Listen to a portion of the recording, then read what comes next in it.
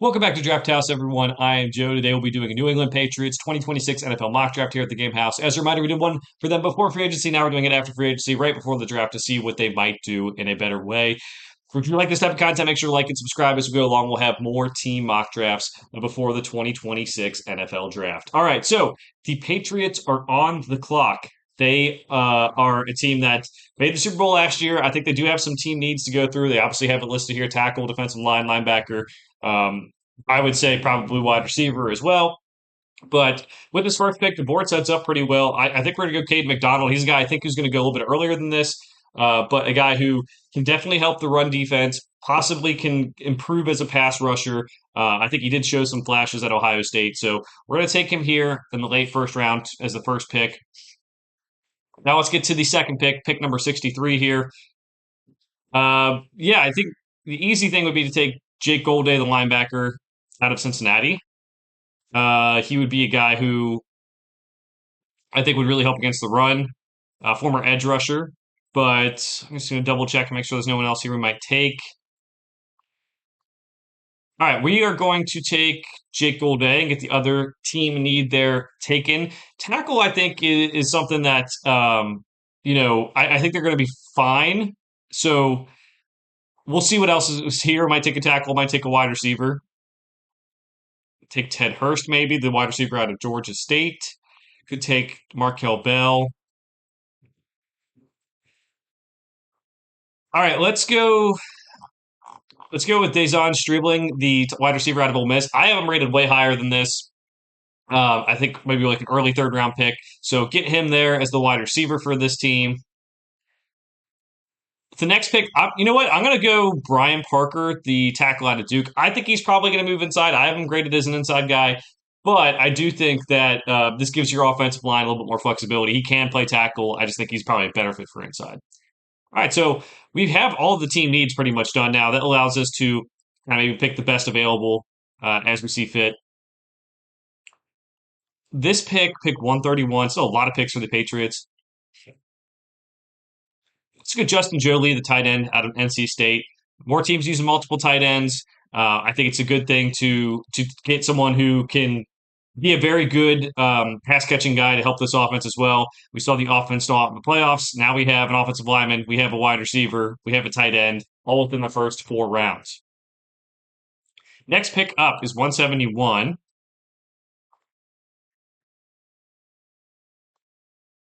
Let's go with Julian Neal, the corner out of Arkansas here. We're going to change up the positions as we get deeper into the draft, kind of help some different position groups and also get some guys who can play special teams. This next pick, I think Brian Parker can play center too. I think he's going to be a good center, so I'm not going to take Pat Coogan.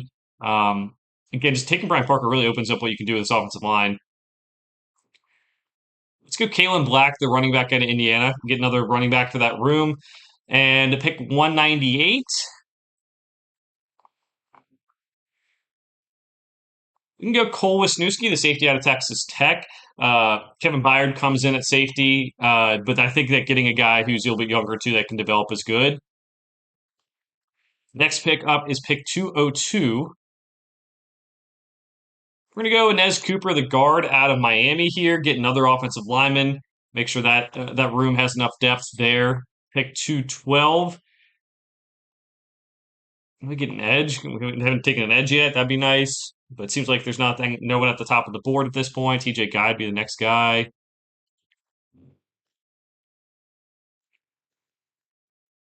Let's go with Eli Heidenreich, the all-purpose player for Navy, a guy who's at least going to help you on special teams, and I think can be a good pick there in round 6. In round 7, see if there's an edge guy around. If not, we might just take someone near the top of the board. Let's take Patrick Payton, the edge out of LSU. Had a better season a couple years ago at Florida State before getting to LSU, but I think solid value in the 7th round. All right, so let's go back through this draft and see how they grade it. Looks like they give it a B plus. We'll go back through each pick. Defensive lineman, Caden McDonald out of Ohio State. More of a run defender right now. I do think he has some pass rush upside, but has not tapped into that in a big way in his college career. Jake Golday, the linebacker out of Cincinnati. A guy who played edge formerly and then moved to linebacker. Good run defender. I think he's going to take some time to be a good coverage guy at the NFL level.